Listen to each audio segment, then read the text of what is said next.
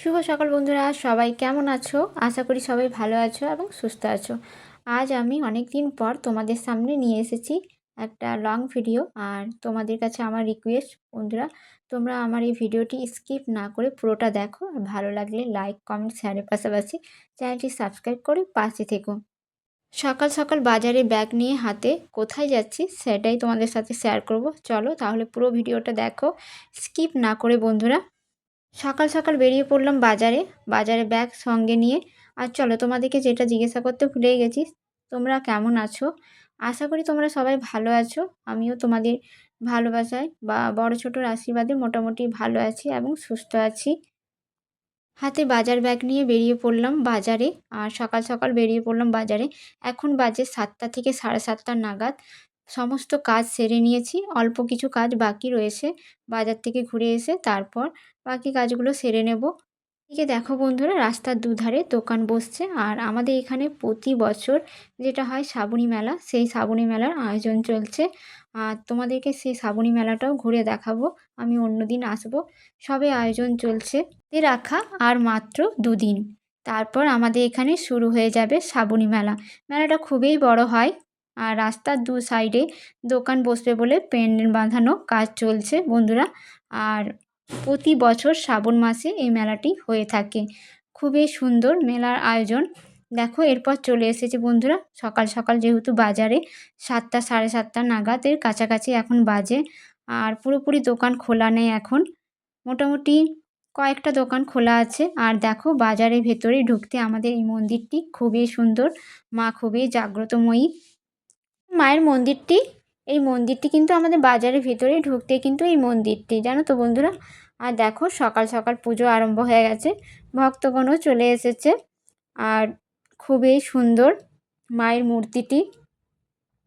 কত সুন্দর করে মাকে সাজানো আছে দেখছো বন্ধুরা। এরপর চলে যাব বাজারের দিকে। প্রথমে যাব মাছ মার্কেটে। মাছের মার্কেটে চলে গিয়ে দেখব মাছের দাম কী রকম আছে আজকে।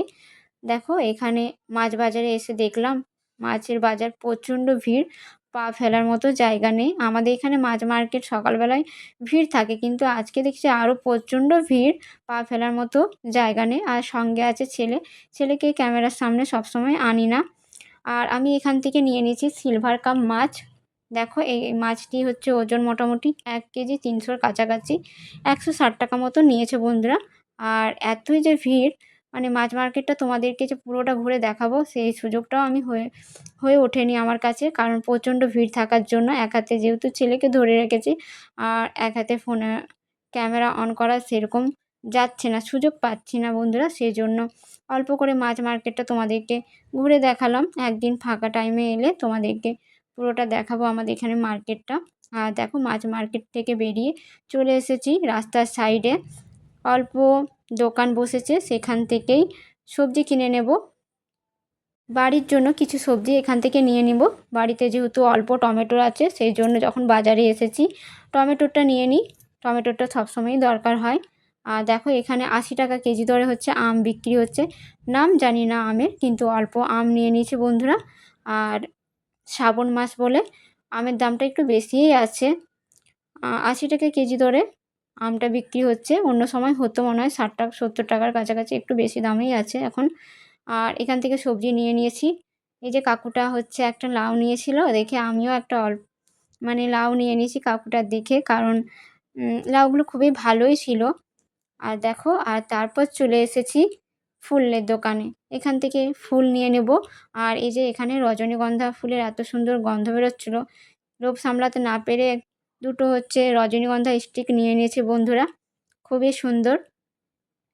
আর এই কাকুটার পারমিশন নিয়ে আমি একটা ভিডিও শ্যুট করে নিলাম, যেহেতু আমি বিনা পারমিশন ছাড়া কখনো ভিডিও শ্যুট করি না।